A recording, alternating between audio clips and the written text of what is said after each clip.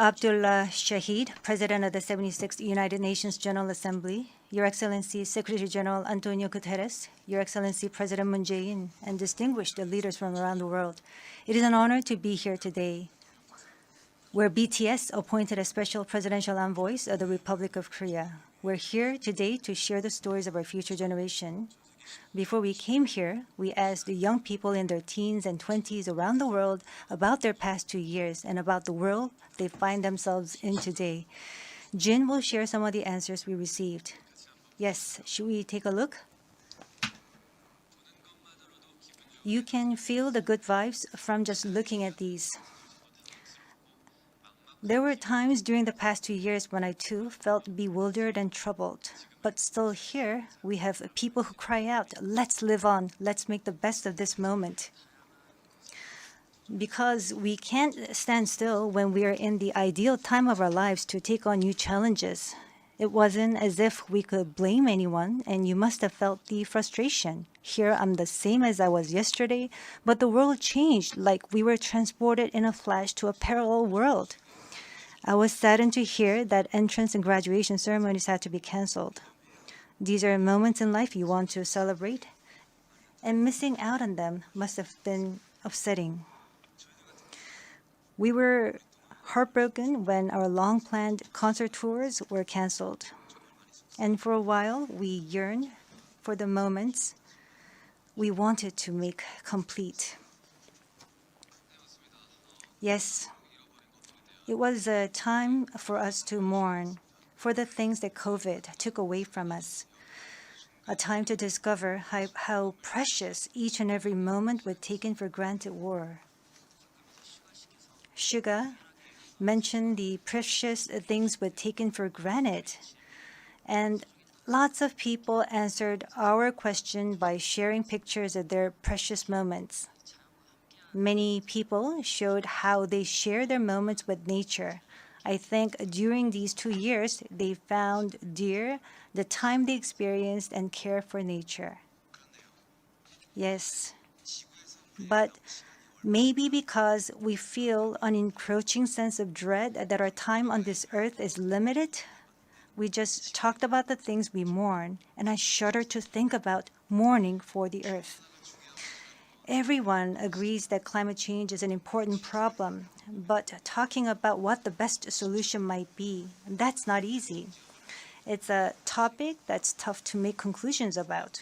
Yes, it is a tough discussion, but I learned while preparing for today that there are many young people who have an interest in environmental issues and choose it as their field of study. The future is unexplored territory, and that's where we, more than anyone, will spend our time. So these young people were searching for the answers to the question of how we must live that future. So I hope we don't just consider the future as grim darkness. We have people who are concerned for the world and searching for the answers.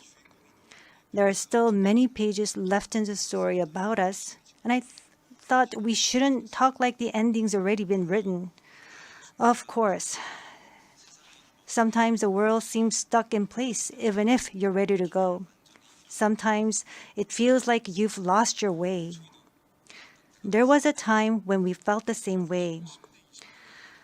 I've heard that people in their teens and 20s today are being referred to as COVID's lost generation, that they've lost their way at a time when they need the most diverse opportunities and must try new things. But I think it's a stretch to say they're lost just because the paths they tread can't be seen by grown-up eyes.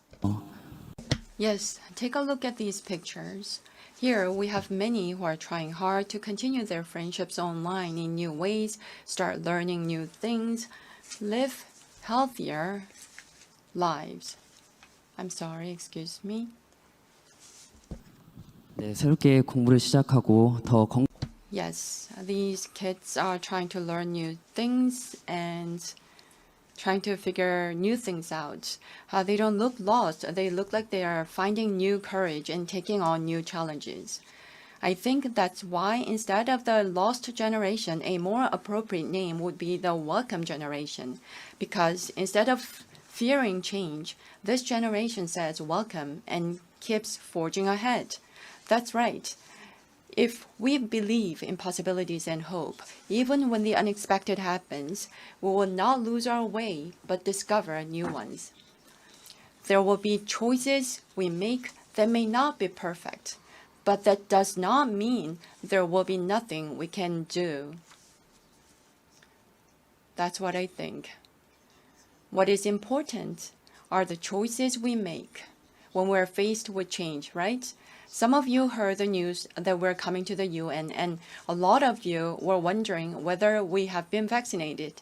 And I'll take this opportunity to say yes. All 7 of us, of course, we received vaccinations. The vaccination was a sort of ticket to meeting our fans waiting for us and to being able to stand here before you today.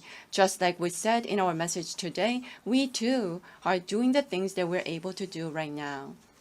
Like the vaccinations, efforts are continuously underway to keep this new reality going forward. And I think the day we can meet again face to face is not far away. Until then, I hope we can fill each of our days to the brim with positive energy. We thought the world had stopped, but it continues to move forward. I believe that every choice we make is the beginning of change, not the end. I hope that in this nascent new world, we can all say to each other, welcome. And now, as we look forward to this future, the permission to dance is our message of welcome that we want to share with everyone today.